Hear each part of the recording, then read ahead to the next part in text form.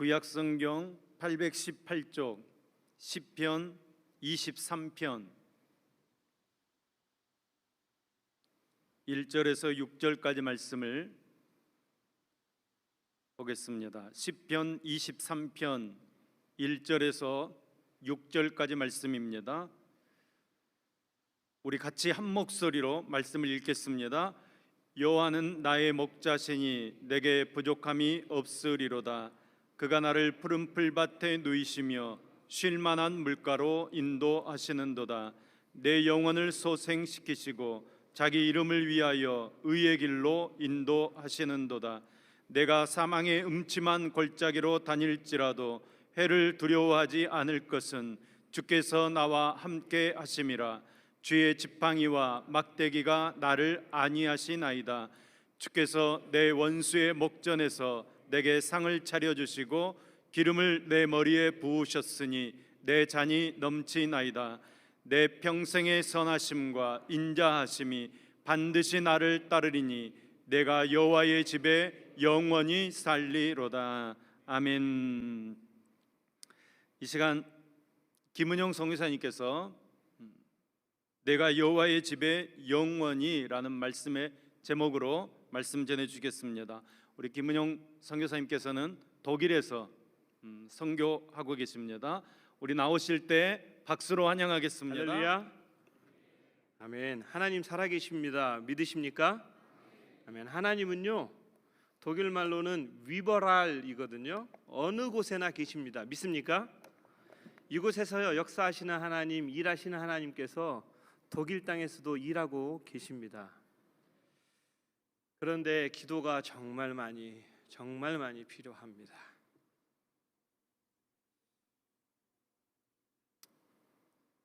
하나님 살아계신데요, 기도할 때 하나님이 일하십니다. 예루살렘 교회는 많은 어려움으로 역사 가운데 사라졌지만 안디옥 교회는 하나님께 크게 쓰임 받았습니다. 이유가 무엇입니까?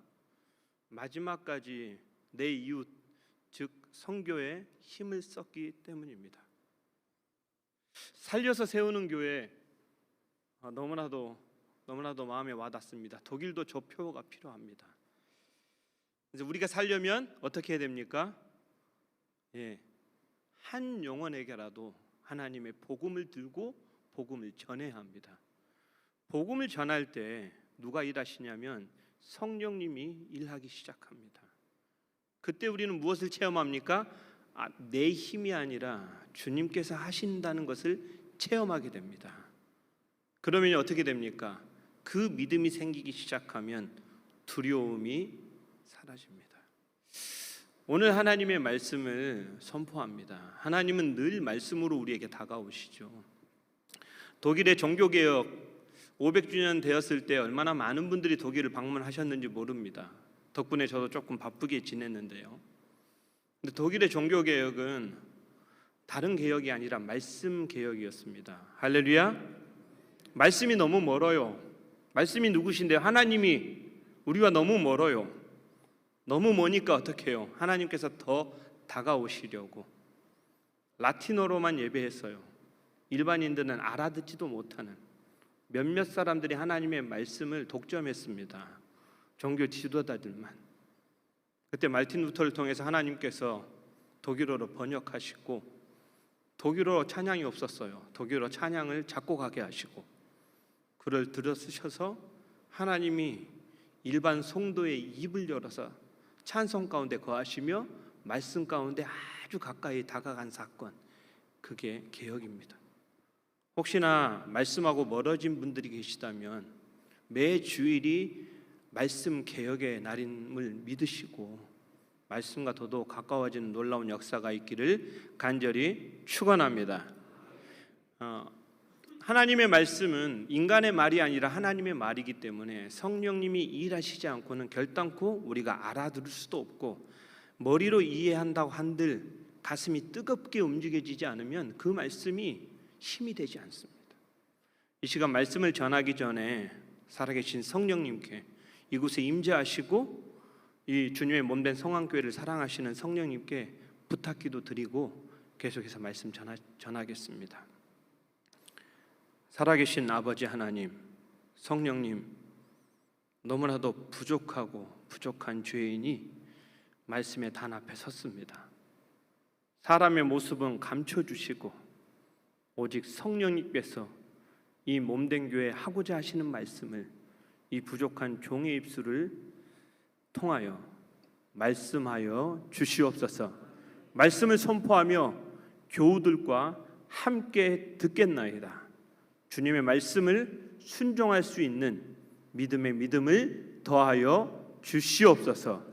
예수님 이름으로 간절히 기도하옵나이다. 아멘. 성령님께서 부족한 종을 통하여 독일 땅에서 어떤 일을 하고자 하시는지 그 소개를 오늘은 좀 차분하게 드리고 싶어서 말씀은 아주 짧게 전하고자 합니다. 저는 음악 공부를 했습니다. 이미 우리 사랑의 동산을 섬기셨던 분들은 혹시 저를 기억하실지 모르겠습니다. 제회 모임 때 성안교회에서 여호와는 나의 목자신 시편 23편 나훈영 선생님 곡을 찬양을 했었거든요. 근데 이곳에 와서 이제는 독일 선교하는 1세대를 위해서 선교하는 종으로서 또 말씀을 전하는 전달자로서 이곳에서 시편 23편 찬양을 또 이 말씀을 이렇게 전하게 되니 감회가 새롭습니다. 저는 대학 다닐 때 시편 23편 이 찬양을 이렇게 불렀어요. 여호와는 나의 목자시니 내게 부족함이 없으리로다.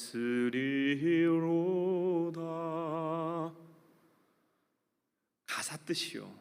여호와는 나의 목자시니 내게 부족함이 없으리로다. 진짜 다윗이 행복해서 부른 찬양인 줄 알았어요. 부족함 없이 하나님께서 축복을 쏟아 부어줬기 때문에 그 고백으로 드린 찬양인 줄 알았어요. 근데 고백의 상황은요 4절 말씀이었어요. 내가 사망의 음침한 골짜기로 다닐지라도, 다윗의 상황은 사망의 음침한 골짜기를 걷는 것처럼 너무나도 힘들고 어려운 삶이었어요. 그걸 몰랐어요. 우리의 인생 자체가 사망의 음침한 골짜기라는 것을 알지 못했습니다. 그런데 많은 사람들의 죽음을 보고 또 10년 전에 저희 어머니에게 혈액암 4기 투병하는 모습들을 보면서 그 누구에게나 다가오는 것이 사망이구나. 그리고 아주 젊은 사람들도 상처로 인해서 마음이 죽었을 때 그 고통을 이기지 못하고 아파하고 심지어 스스로 목숨을 끊는 사람들을 봤을 때 우리의 모든 인생이 사망의 음침한 골짜기 같구나라는 것을 알게 됐어요. 그러면서 다윗이 했던 여호와는 나의 목자시니 내게 부족함이 없다는 것은 부족함이 없어서가 아니라 주님, 나의 삶이 사망의 음침한 골짜기와 같습니다. 제발 나의 목자만 되어주십시오. 주님께서 나의 목자가 되어주시면 내가 더 이상 바랄 것이 없겠습니다 라는 고백이라는 것을 알게 됐어요. 그래서 킹스 제임스 버전에서는요 I shall not want예요. 심플하게 이렇게 이야기합니다. 바라는 것이 없습니다. 원하는 것이 없습니다. 그러면 이 고백은 무엇입니까? 나는 주님 한 분만으로 만족합니다. 할렐루야. 아멘. 이 고백이 있었던 거예요. 주님 한 분만으로 나는 만족합니다. 주님만 나의 목자가 되어주시면 사울이 나의 목숨을 위협해도, 심지어 내가 사랑하는 아들 압살롬이 나의 목숨을 위협해도, 내가 아무리 힘들고 어려운 길을 걷는다 하더라도 주님께서 끊임없이 전장으로 나를 내보내시고 이스라엘 위해서 목숨 걸고 싸우게 하신다 하더라도 나는 어떻게 해요? 두려워하지 않겠습니다. 왜요? 여호와 하나님이 나의 목자가 되어주시니까. 이 고백 있으십니까? 다른 건 몰라도 이 말씀 가운데 성령님께서 다시 한번 예수님을 목자로 여러분들이 세워지는, 목자로 살려서 세우는 놀라운 역사가 있기를 주님의 이름으로 축복합니다. 우리는 다 살아야 합니다. 어떻게 해야 살 수 있을까요? 예수님이 우리의 목자가 되셨을 때 우리가 삽니다. 왜요? 그는 죽음을 이기신 승리자이시기 때문입니다. 믿습니까? 예수님은 죽음을 이기셨어요. 죽음을 이겼다. 이걸 두 글자로 뭐라고 이야기할 수 있습니까? 부활입니다. 완전히 다시 살게 된 거예요. 그러면 여호와는 나의 목자시니 내게 부족함이 없어요. 내가 더 이상 바라는 것이 없어요. 그러면서 2절에서 다윗이 뭐라고 고백하는지 아십니까? 그가 나를 푸른 초장에 누이시며 쉴만한 물가로 인도하시는도다. 할렐루야. 아멘. 근데 저는 목회 초년생 때는요, 이 쉴만한 물가 그리고 푸른 풀밭이 우리 인생 가운데 행복을 뜻하는 줄 알았어요. 그게 아니더라고요. 다윗은 끝까지 힘들고 어려운 영적 싸움을 싸웠던 사람입니다. 그 자신의 죄 때문에 무너졌던 사람이고요.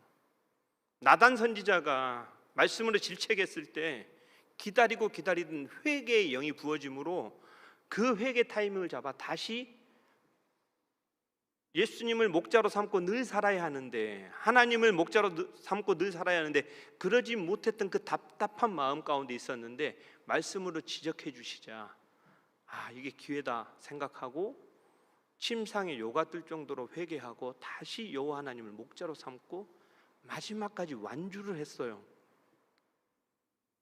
성경에는 다윗을 예수님을 예표한, 만왕의 왕으로 오실 예수님을 예표한 인물로 마지막까지 우리가 만약 영적 이스라엘이라면 기억할 수밖에 없는 사람이 되었습니다. 믿습니까? 아멘.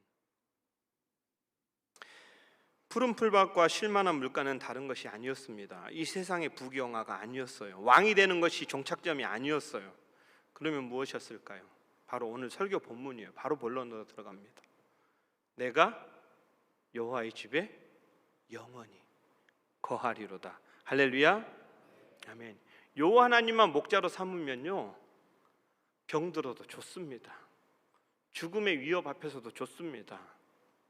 그리고 제가 섬기는 1세대 어르신들요, 벌써 8, 90이 넘으셨습니다. 여기 노동자로 오셨어요. 탄광 노동자로 오시고, 그리고 간호사로 오시고 40년에서 50년을 독일에서 오랜 시간 보냈어요. 근데 지금은요, 많은 분들이 돌아가셨고 이제 남은 분들도 육신의 질병에 시달리고 있습니다. 그들에게 할 수 있는 위로가 뭘까요? 밥 한 끼 대접하고, 아니면 우리가 늘 식사를 대접하거든요. 그리고 그들에게 찾아가서 위로해드리고, 인간의 말로 위로해드리고, 우리가 할 수 있는 것은 한계가 있어요. 하나님께 기도하던 중에 다른 것이 아니었어요. 여호와 하나님을 다시 한번 목자 삼게 함으로 그 모든 분들이 아버지 집에 영원히 거하는 그 소망을 갖게, 천국 소망을 갖게 하는 것. 할렐루야. 그게 하나님께서 저에게 주신, 또 주님께서 쓰시고자 하시는 방향이었어요. 3절에 보시면 이렇게 기록됩니다. 내 영혼을 소생시키시고 자기 이름을 위하여 의의 길로 인도하시는도다. 다른 거 살려주시는 것이 아니라 내 영혼을 다시 생기를 불어넣어 주시는 거예요. 그리고 의의 길이 무엇입니까? 예수님 따라가는 거예요. 예수님 어떻게 해야 따라갈 수 있습니까? 머리 삼아야죠. 목자 삼아야죠. 예수님이 우리의 머리가 되시고 우리가 그의 몸이 되면 그걸 뭐라고 이야기합니까? 바로 교회라고 합니다. 교회가 되어야죠. 진짜 교회는 뭡니까? 예수님이 머리가 되는 교회가 진짜 교회임을 믿으시기 바랍니다. 아멘. 그러면 그 1세대 어르신들은요, 뭐가 소망일까요? 예수 그리스도밖에 없습니다. 예수님이요. 영원한 생명밖에는 그들을 위로할 방법이 없어요. 이제 더 이상 한국에 돌아올 수도 없습니다. 왜요? 아무도 없어요. 고향 땅 자체가 사라졌어요. 그리고 사람이 고향이지 않습니까?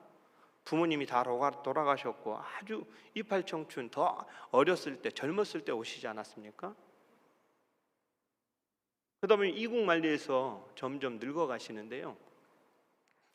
그분들이 점점 이제 육신의 나이가 차고 신체적 능력이 떨어지는데 제일 먼저 떨어지는 게 뭔지 아십니까? 언어 능력이에요. 언어 능력.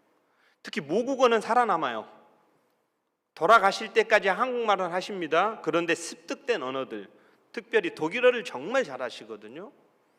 습득된 언어는 다 잊어버리는 거예요. 그러니까 어떻게 되겠습니까? 밖에 나가는 게 편할까요? 불편해지기 시작하죠. 그러면 운둔형 외톨이로 살아가시게 되죠. 그러다가 벌써 13분이 치매입니다. 파악된 분들만 13분이 치매예요. 말이 끊기고 사람들 만나는 걸 꺼리기 시작하고, 그러면 어떻게 합니까? 그분들 찾아 나서야죠. 파악된 분들만, 베를린에 파악된 분만 13분이에요. 그러면 전 독일에는 얼마나 많으실까요? 그리고 운둔형 외톨이로 홀로 살아가시는 분들, 또 한인교회에서 상처받고 교회에서 아픔이 있어서 교회도 나가지 않고, 또 그분들 자존심이 있어서 교회에서 밥 한 끼 누가 사주면 기어코 사줘야 되는데 경제적으로도 어려워요. 두 분이 사시다가 한 분이 사시면 렌떼라고 해서 연금이 확 줄어듭니다. 누구에게 밥 한 끼 사주기도 어려운 형편이 되는 분들이 아주 많아요. 물론 부유한 분도 계시죠. 근데 그런 분들은 스스로도 살 수 있으니까 저희 관심 바뀝니다. 어렵고 힘든 분들요, 쓸쓸한 분들요, 외로운 분들, 그 사람이 점점 만나는 것이 두려운 분들, 얼마나 많은 분들이 그런 분들이 계신지 알 수 없어요. 제가 마지막으로 작년 8월 달에 이제 결심을 하고 베를린으로 옮겼습니다. 그곳에 1세대 어르신들이 많이 살고 계시고, 특별히 그곳에 옮긴 이유는 이따가 선교보고 때 제가 소개하겠지만 헤로라는 호스피스 단체가 있었기 때문에 그래요. 그곳에서 1세대 어르신들을 잘 섬기고 계시더라고요. 근데 평신도들이 그 사역을 감당했어요. 근데 그분들이 돌아가실 때가 되면 한인교회 목사님들, 전혀 그 1세대 어르신들하고 어떤 유대 관계가 형성되지 못한 한인교회 목사님들을 또 부탁해서 모셔오야 되는데, 그러면 1세대 어르신들이 그런 건 또 불편하신 거예요. 그래서 그분들이 또 마지막에 영접 기도가 필요하지 않습니까? 마지막 예수 그리스도 믿음으로 고백하고 돌아가셔야 되는데 그걸 평신도들이 하기 어렵잖아요. 그러면 목회자가 필요하지 않습니까? 그래서 그들도 목회자가 필요해서 오랫동안 기도했고, 저 또한 1세대 사역에 대한 하나님의 부르심이 있어서 독일에 갔고, 무려 7년이란 시간을 기다려서 하나님께서 작년 여름부터 베를린에서 헤로라는 호스피스 비영리 단체와 함께 1세대 어르신들을 섬기게 되었습니다. 그분들 이제 진짜 얼마 남지 않았어요. 한 분이라도요 예수 믿고 돌아가셨으면 좋겠어요. 예수님 믿고 천국의 소망을 마음껏 누리다가 외로움이나 쓸쓸함 잊어버리고 예수님 때문에 행복하게 사시다가 하나님 나라 가셨으면 좋겠어요. 할렐루야. 그런데 제가 결정적으로 제 마음을 움직이는 사건도 여러 가지가 있어요. 그 중에 하나가 함부르크요. 제가 류벡 한인교회에서 담임 목회를 7년 동안 했거든요. 근데 그곳에 있을 때 함부르크에서 고독사가 발견이 된 거예요. 홀로 계시다가 돌아가셨는데 한참 후에 발견이 된 거죠. 그날 저녁에 잠을 못 잤어요. 너무 슬펐어요. 이역 만리에서 그 쓸쓸하고 외롭게 아무도 만나지 않고 너무 쓸쓸하게 죽어갔는데, 돌아가셨는데 그게 발견이 되지 않아서 한참 후에, 시신이 다 훼손된 후에나 발견됐다는 게, 베를린에서도 그렇게 고독사가 나오기 시작하고요.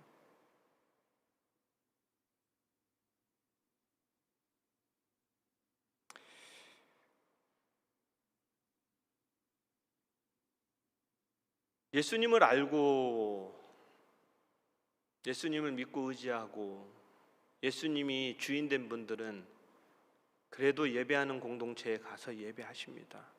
생명 다할 때까지. 10년 전에 저희 어머니가 혈액암 4기 투병을 하셨는데 그때 확실히 알았어요. 예수님을 진짜 믿고 죽음 사선 앞에 선 분들하고 예수님을 믿지 않고 교회는 다니지만 예수님을 진짜 나의 목자로 삼지 않고 구주로 삼지 않고 사선에 선 분들은 끝이 너무 다른 거예요. 어머니 찬송하셨어요.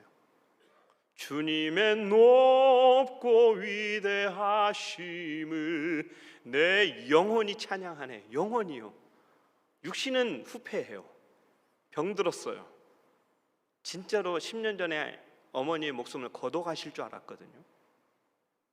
근데 점점 죽을 날이 다가오고 사형 선고와 같은 의사의 말을 들었음에도 불구하고 그제서야 어머니가 저한테 말씀하시는 거예요. 이렇게 예수 믿는 게 행복한지 몰랐다. 죽음이 두렵지 않다. 아들, 예수 믿어야 돼. 예수 잘 믿어야 돼. 죽음이 두렵지 않아. 그리고 10년을 더 연장시켜 주셨어요.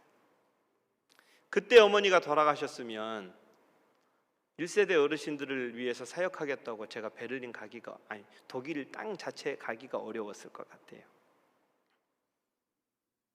그리고 1, 2년이라도 먼저 데려가셨다면 너무 사랑받고 사랑하면서 르베 우리 교회 잘 섬기고 있었는데 얼마나 서로 사랑했으면 제가 이렇게 집회에 처음으로 이제 선교 사역을 하게 된 거죠. 일반 한인교회 담임 목회를 그만두고 함께 하나님 찬양하고 싶다고, 하나님 하실 일 높이고 싶다고 리벡 우리 교회에서 일부러 여기까지, 독일이 뭐 얼마나 가까운 거리라고 이렇게 옵니까? 오늘 같이 찬양 드리실 거거든요. 아마 그분들과 함께 계속 정말 기쁨으로 예배하면서 일반 목회를 했을지도 몰라요.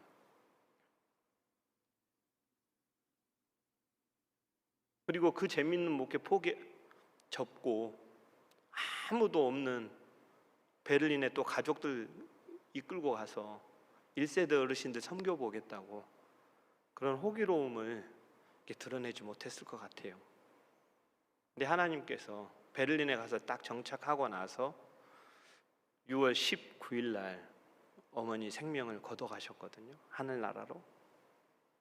하나님 일하심이, 그러면서 제가 예수 믿고 예수를 목자로 삼고 머리로 삼고 하나님 나라 가시고 천국의 소망을 갖고 있는 자의 죽음이 얼마나 정말 당당하고 기쁘고 소망이 있고, 저는 어머니 돌아가시면 대성통곡을 할 줄 알았거든요. 진짜로 하나님 나라 딱 가시니까 마음이 정돈이 돼요. 저 사역해야겠다. 저거 알려줘야겠다.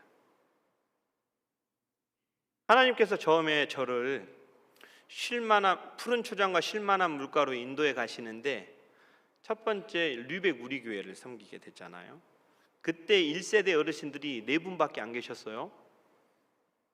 그리고 그분들이 예수님을 깊이 있게 고백하기 전이었어요. 특별히 김정득 집사님, 그 전함을 잊을 수가 없어요. 그 집사님은 그냥 예전에 천주교인이셨어요. 그래서 부인만 천주교 이렇게 차로 태워다 주시고 밖에서 계속 담배 피면서 부인 나올 때까지 기다렸다 오는 정도? 근데 크게 사업의 실패를 맛봤을 때 그 함께 계시던 4분 중에 한 장로님께서 정말 다른 조건 하나도 안 달고 전폭적으로 주님의 사랑으로 도와주셨어요. 그래서 그게 너무 감사해서 의리로 르벡 우리 교회를 나오시기 시작하신 거예요. 그런데 처음에 예배에 참 집중하지 잘 못하셨거든요. 저는 성경 잘 몰라요. 목사님, 저는 예배는 참석하겠습니다. 이 정도였어요. 근데 찬양이 그분을 무너뜨리는 거예요.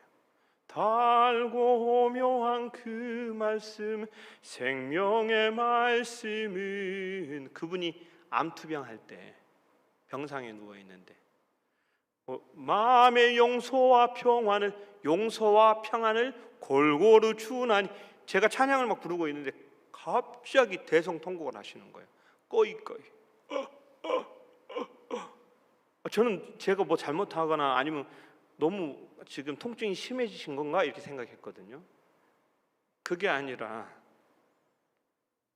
좀 회복되고 나서 예배에 참석하셔가지고 기도하는데 집사님이 저 같은 죄인도 용서받을 수 있습니까? 마음의 용서와 평안을, 저 정말 죄 많은데요. 집사님, 회개의 영이 부어진 것 같습니다. 하나님께서 기회를 주시는 것 같습니다. 진짜 예수님 받아들이면 용서받습니다. 할렐루야. 그렇게 말씀드렸어요. 그리고 나서 예배 때마다 우시는 거예요. 그렇게 예배하시다가 예배 드리는 날, 왜 2주에 한 번씩 금요일 날 예배를 드렸거든요. 아직도 선명해요. 오전에 예배 같이 드리고요. 그때 이미 집사님인데 영접 기도를 했어요. 왜냐하면 너무 두려워하셔서 저 같은 죄인도 용서받을 수 있습니까? 그래서 영접 기도를 했어요. 영접 기도 받은 날 하나님께서 데려가셨어요.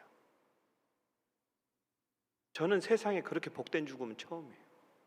목사도 부럽더라니까요. 저도 하나님 죽기 전에 회개 기도 드리고 죽게 해주세요. 너무 기쁘게 찬양하셨어요. 그리고 오후에 본인들 도우셨던 장로님 부부를 초청해서 대화 나누시다가 고개가 탁 꺾어졌는데 돌아가셨어요.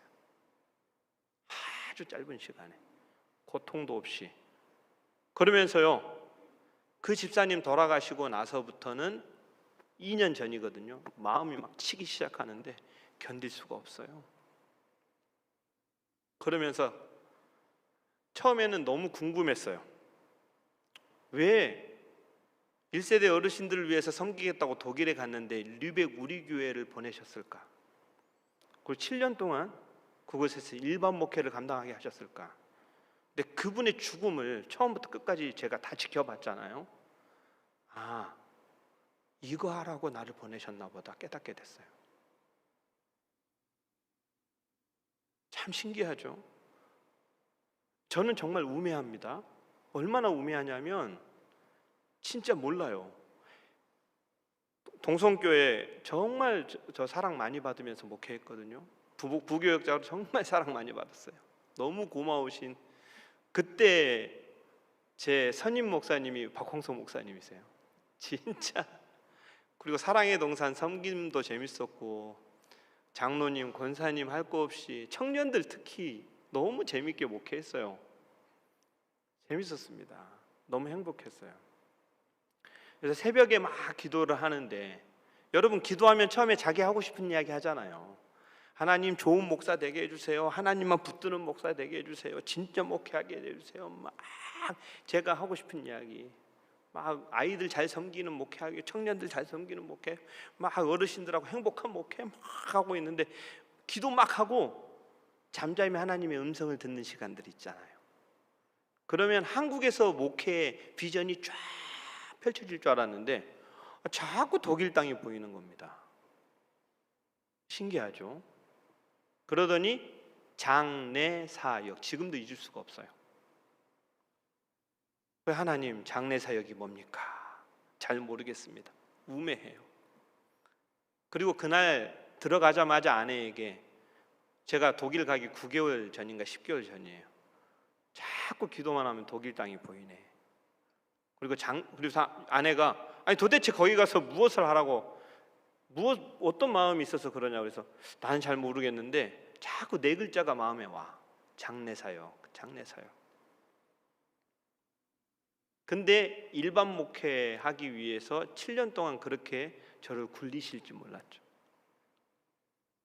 그리고 7년이 지나서야 김정득 집사님의 죽음과 또 어르신들뿐만 아니라 제가 젊은 가정들을 많이 섬겼거든요. 우리 오신 집사님들과 함께. 어르신들만 사망의 음침한 골짜기와 같은 인생의 길을 가는 것이 아니라 예수님 모르는 모든 젊은 가정이 다 사망의 음침한 골짜기를 걷는구나라는 걸 알았어요. 어린 아이들마저도 예수님 모르면 그건 사망의 음침한 골짜기입니다. 살리는 분은 오로지 예수 그리스도밖에 없거든. 그러면서 그곳에서 두 죽음을 보면서요, 너무나도 명확해지는 거예요. 확실해지는 거예요. 그렇구나. 그럼 다윗은 어떻게 이런 고백을 할 수 있었을까?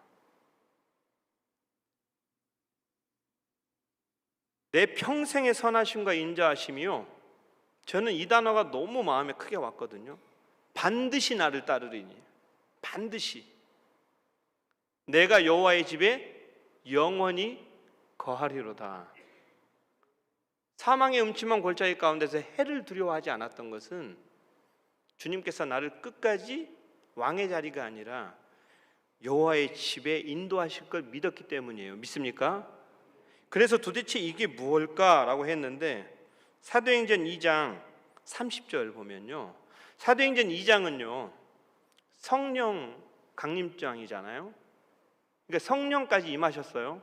성경은 하나님의 자기 계시예요. 하나님이 자기 자신을 드러낸 거예요. 근데 삼위일체로 우리에게 다가오셨잖아요. 성부 하나님, 창조주 하나님, 그리고 구원자 예수님, 그리고 마지막에 성령의 하나님께서 부어지면서 이제 확실하게 하나님이 완벽하게 모든 구원의 계획까지 밝혀진 때예요.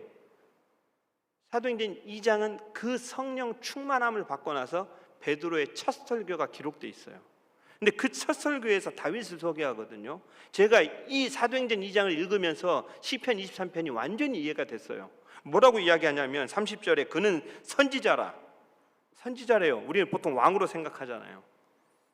하나님이 이미 맹세하사 그 자손 중에서 한 사람을 구유에 앉게 하리라 하심을 알고 미리 본고로, 미리 봤어요. 뭘 봤을까요? 그리스도의 부활을 말하되. 할렐루야.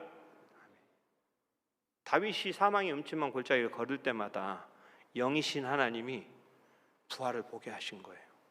그러면서 뭐라고 되어 있냐면, 그가 음부에 버림이 되지 않고 그의 육신이 썩음을 당하지 아니하시리라 하더니, 부활하시고 승리하실 예수님을 이미 보게 하신 거예요.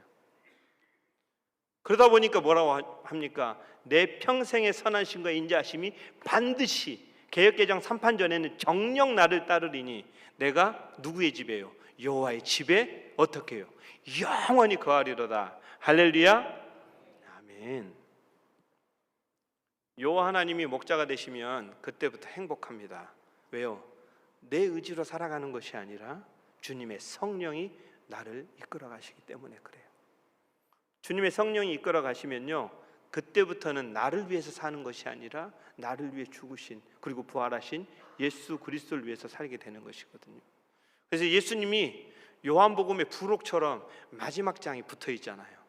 그때 예수님께, 부활하신 예수님이 제자들을 회복해 하시사 갈릴리로, 그리고 종국에는 예루살렘에 모이게 하십니다. 그리고 성령을 부으시는데요, 그때 베드로를 회복하시면서 뭐라고 이야기하십니까?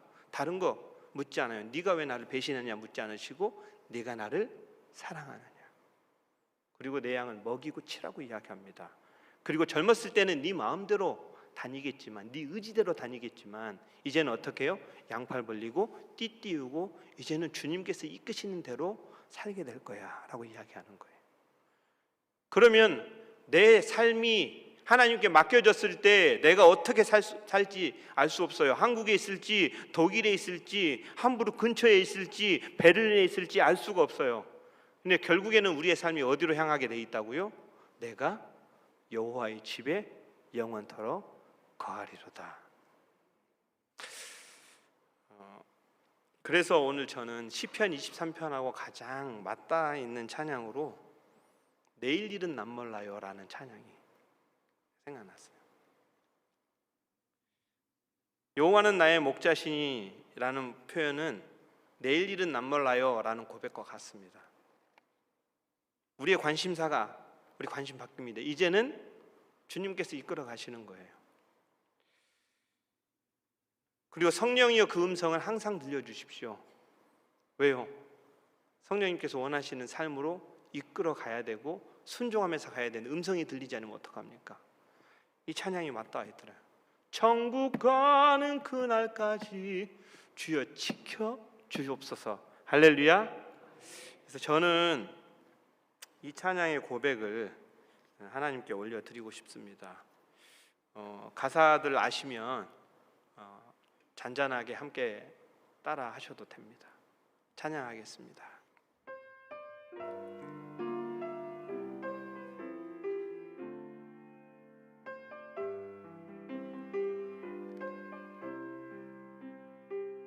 내일 일은 난 몰라요. 하루하루 살아요. 불행이나 여행함도 내 뜻대로 못해요. 험한 이 길 가고 가도 끝은 없고 거네요. 주님 예수 발레미사 내 손 잡아 주소서. 내일 일은 난 몰라요. 장래일도 몰라요. 아버지여 날 붙드사 평탄한 길 주옵소서. 좁은 이 길 진리의 길 주님 가신 그의 길 힘이 들고 어려워도 찬송하며 갑니다. 성령이여 그 음성을 항상 들려주소서.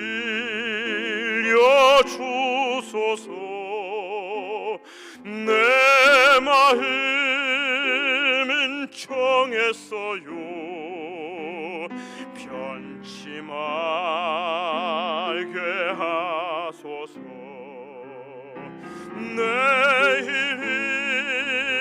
일은 난 몰라요. 장래일도 몰라요.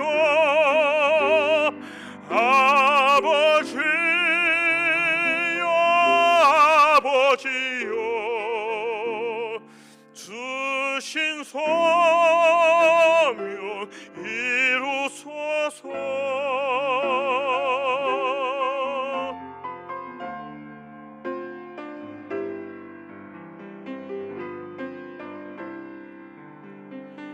만왕의 왕 예수께서 이 세상에 오셔서 만 백성을 구원하니 참 구주가 되시네. 순교자의 본을 받아 나의 믿음 지키고 순교자의 신앙 따라 이 복음을 전하세. 아멘. 불과 같은 성령이여 내 맘에 항상 계셔. 천국 가는 그날까지 주여 지켜 주옵소서. 내일 일은 난 몰라요. 장래일 더 몰라요.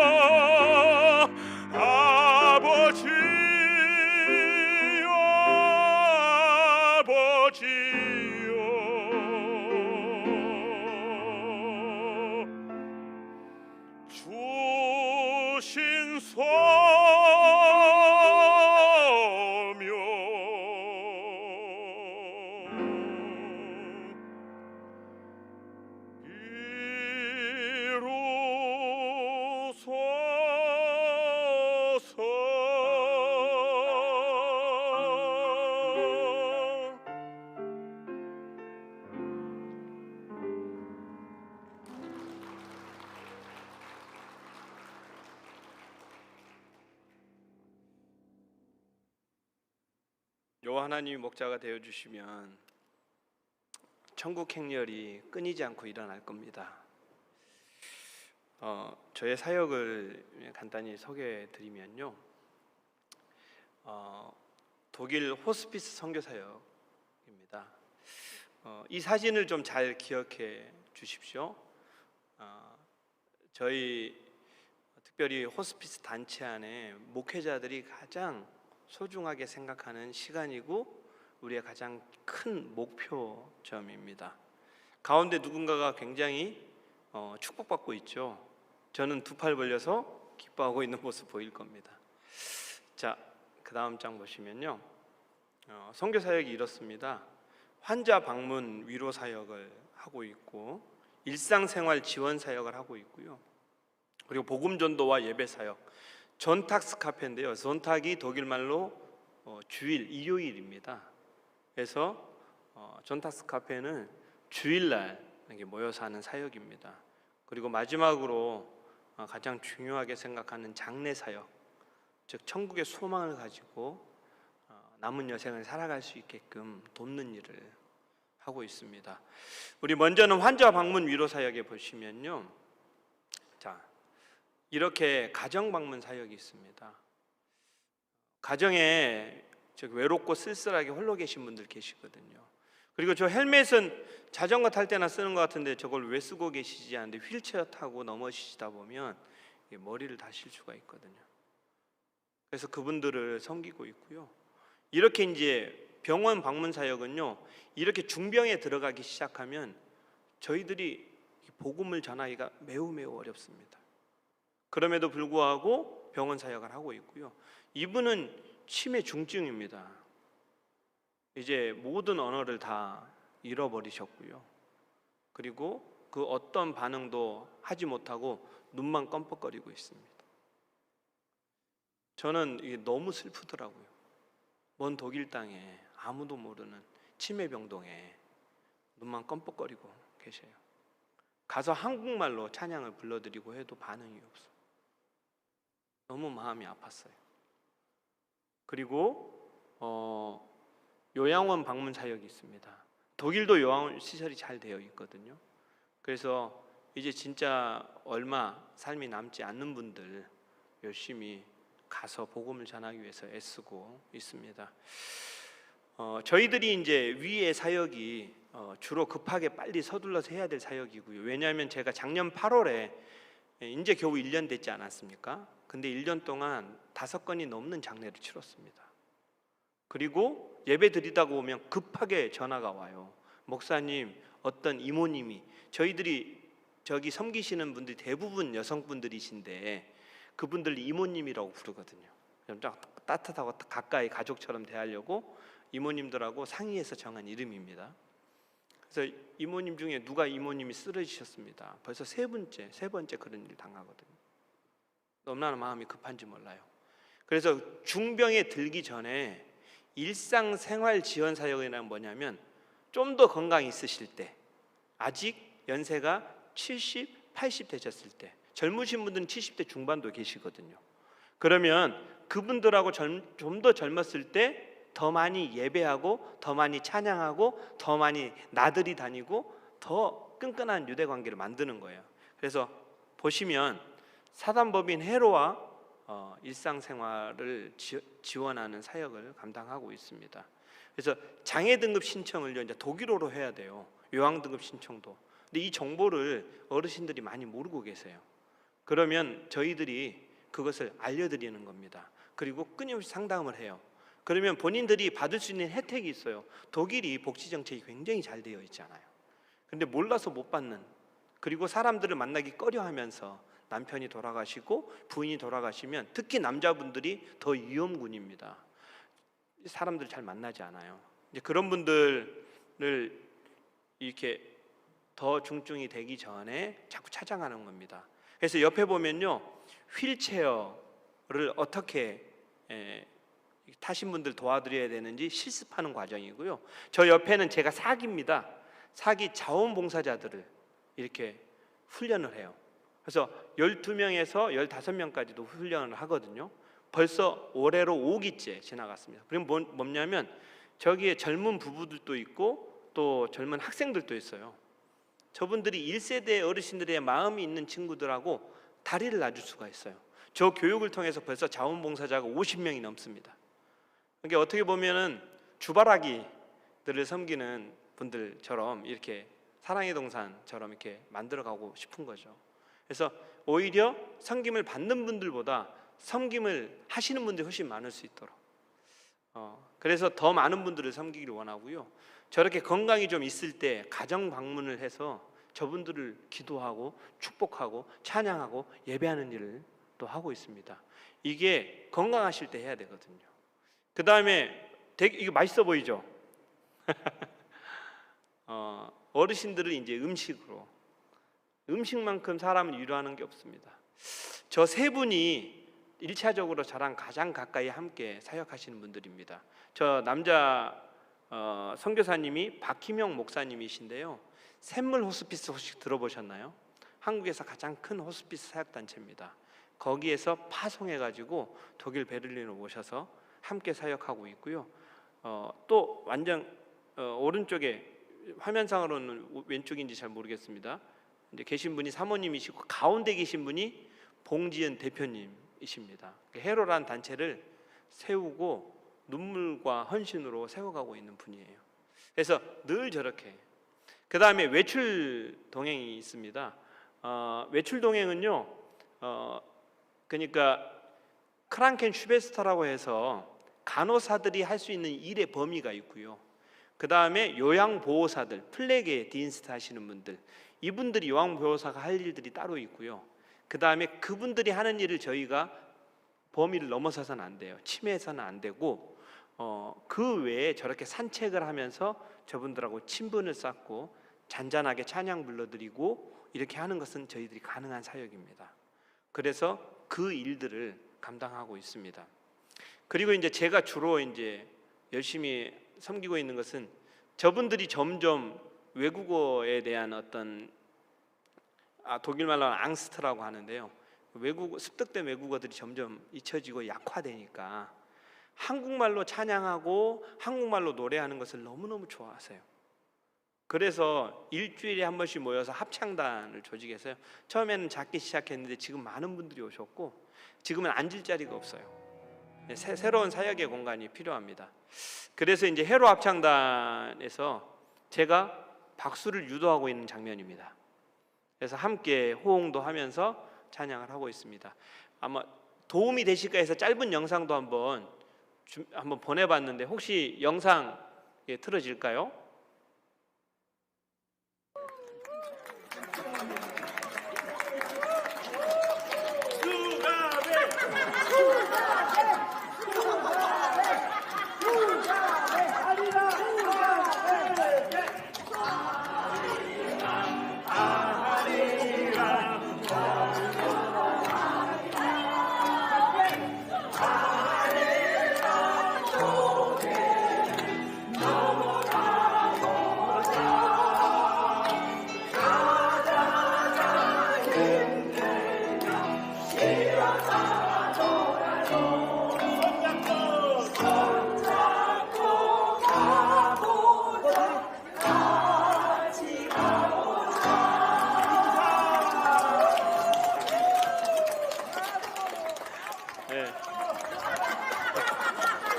너무너무 행복해 보이시죠?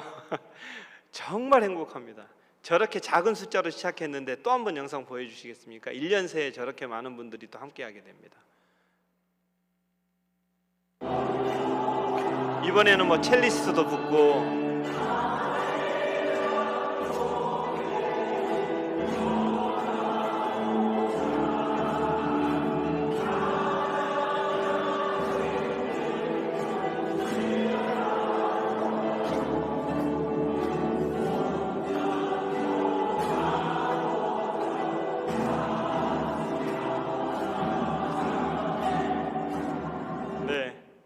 감사합니다. 이렇게 막 찬양을 하고 노래를 하면요 너무너무 행복해 하세요. 그러면서 이렇게 행복한지 몰랐대요. 그러면서 이제 그분들이 1시간 반을 해요. 근데 어느새 하다 보면 1시간 40분, 2시간이 되거든요. 2시간이 되었는데도 목사님 하나만 더 하면 안 됩니까? 그러면 주 예수보다도 정성껏 찬양합니다. 끝났습니다. 그리고 여러분 다음 주에 뵙겠습니다. 하나만 더 하면 안 됩니까? 그러면 한도 끝도 없어요.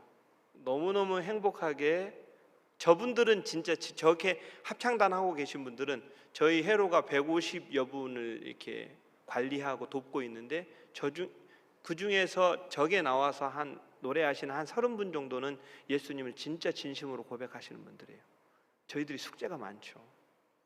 150여 분 외에도 지금 혼자 계신 분들이 얼마나 많겠습니까? 그분들에게 정말 시간을 아껴서 나아가야 됩니다. 그리고 다음 보시면요, 노래 교실 때 다른 것도 하는 것이 아니라 정서적인 도움을 드리기 위해서 저렇게 뭐 만들기, 아름다운 것들을 함께 만들어서요. 또 해로에 나오지 않는 어르신들에게 선물도 합니다. 또 보실까요? 저렇게 이제 도시락 봉사를 합니다. 두 번째 서 있는 여인이 제 아내입니다. 그래서 함께 오늘 찬양도 할 건데요. 정말 저 때문에 고생 많이 합니다. 한국 갔다 독일 갔다 한국 갔다 독일 갔다 계속하고 있고요. 그 다음에 이제 저희 목회자 두 사람이 최선을 다해서 섬기고 있는 사역인데요. 존탁스 카페입니다. 저 일요 카페가 어떻게 시작을 하게 됐냐면 처음에는요 주일날 식사 대접을 했어요. 평신도들만 있었으니까 처음에는. 근데 목회자가 붙으면서 찬양도 한두 곡 해볼까요? 그러다가 우리 석 달만 예배를 해봅시다. 지금은 예배가 주가 됐어요. 할렐루야. 그래서 얼마나 기쁘고 즐겁게 주일마다 예배하는지 모릅니다. 근데 교회를 떠났던 분들이요, 절대 교회는 근처도 안 가겠다는 분들이 함께 모여서 얼마나 열심히 찬양하는지 몰라요. 그때도 우리 오늘 함께 찬양하실 집사님 가정이 또 제 사역지에 방문하셔서 함께 찬양했었어요. 저 기빙틀이고요. 저곳에서 우리가 함께 예배드리고 있고요. 다음 장은요. 처음에 가면 반가운 만남들이 있습니다. 너무 반가워요. 그리고 이 반가운 만남 중에 이 사진이 저한테는 너무 의미가 있는 사진인데요. 제가 신둥이를 낳습니다. 아시고 있습니까? 제가 50에 딸아이를 낳는데요. 저는 항상 어르신들에게 뭔가 베풀러 간다, 희생하러 간다, 뭐 이런 생각을 많이 갖는데 막상 가보면 저렇게 사랑받습니다.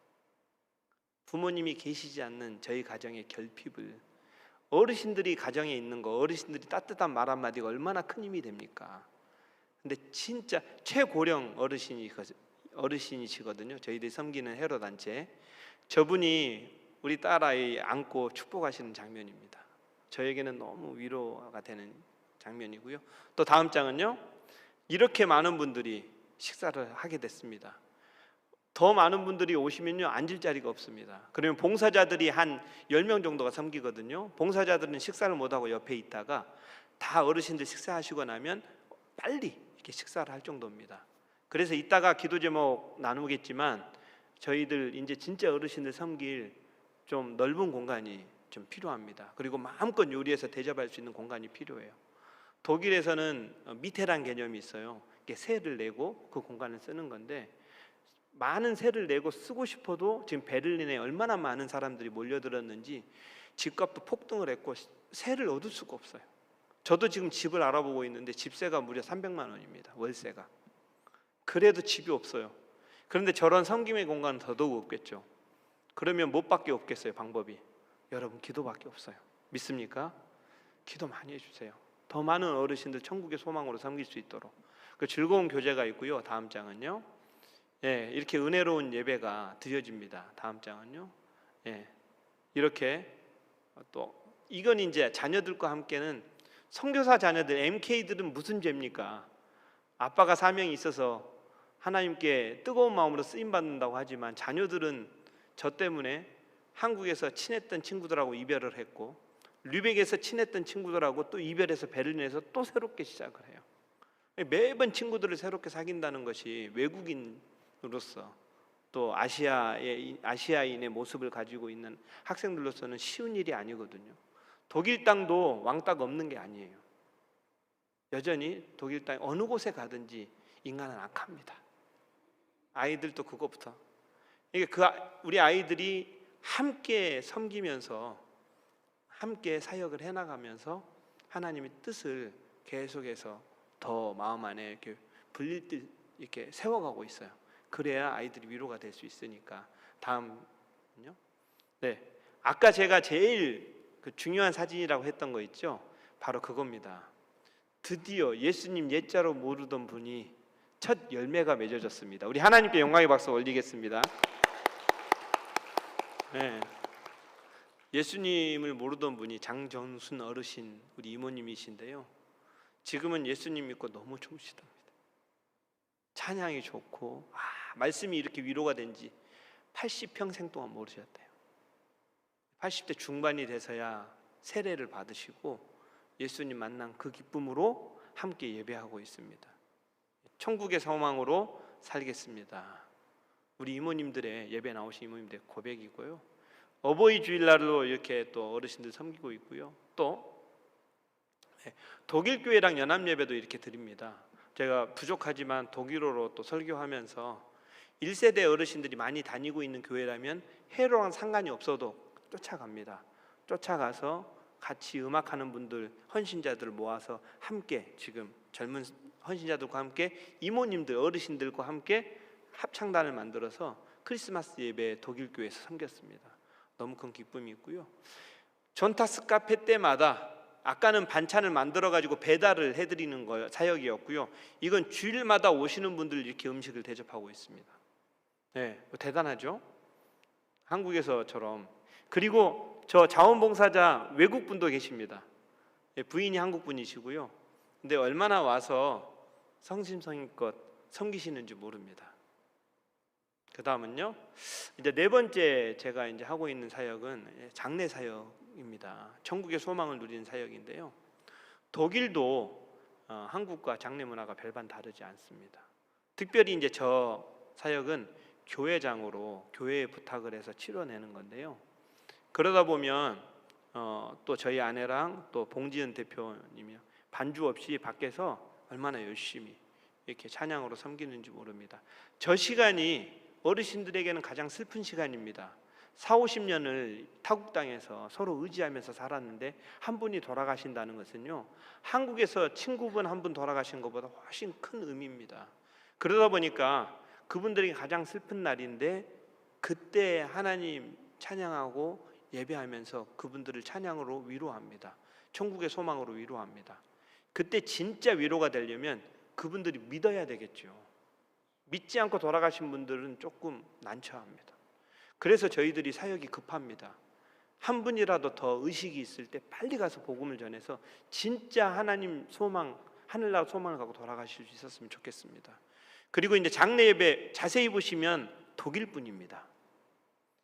그러니까 부인은 한국 분이시고 독일 남편이랑 결혼을 하셨는데 독일식으로 장례를 치르지 않고 저희 한인들이 어디 가나 하나님을 정성껏 섬기지 않습니까? 최선을 다해서 예배한다는 것을 알고 그게 감동이 되니까 이렇게 자기 남편의 장례를 한국식으로 치러주세요. 그러면 그것도 저희들의 사역입니다. 왜냐하면 남편이 돌아가시면 그분이 또 홀로 되시기 때문에 저희들의 가장 우선적인 사역의 대상들이 되시거든요. 네. 세 가지 이제 기도 제목이 있습니다. 다른 것이 아니라 성령 충만한 복음으로 생명을 살리게 해달라고 기도해 주시고, 복음밖에 없어요. 예수 그리스도밖에 없다는 걸 알게 됐고요. 아까 두 번째 제가 기도 제목 이미 말씀드렸죠. 어르신들 섬기기에 좋은 장소를 허락해 주셨으면 좋겠습니다. 이것도 놓고 기도해 주시고, 그리고 선교를 함께 감당할 동역자들을 보내주십시오라는 겁니다. 처음에 제가 1세대 사역을 하고 싶어서 왔습니다라고 한인교회 목회하시는 목사님들이 이렇게 모임이 있잖아요. 목회자들 모임이 있어요. 유럽 선교회, 독일 선교회에서. 그때만 해도 공감이 조금 덜 됐어요. 근데 지금은요, 진짜 공감을 하십니다. 우리 교회 식구들도 필요한데. 근데 오랫동안 준비하고 있는 어떤 모범적인 어떤 사례나 모범적인 어떤 단체들이 없다 보니까 어떻게 해야 될지 몰라요. 그래서 저희 회로가 필요합니다. 그래서 평신도들과 목회자들이 함께 아름다운 호스피스 사역을 어떻게 풀어갈 수 있는지 저희들도 이제 기도하는 마음으로 이렇게 많은 사역들 하나씩 해가고 있는 과정 가운데 있습니다. 그래서 더 많은 분들이 동역하고 더 많은 분들이 독일에서 봉사자들이 생겨지고 더 많은 기도의 후원자들이 생겨서 진짜 독일 땅에 한 분이라도 더 예수 믿고 돌아가시게끔 기도해 주시길 주님의 이름으로 간절히 부탁드립니다.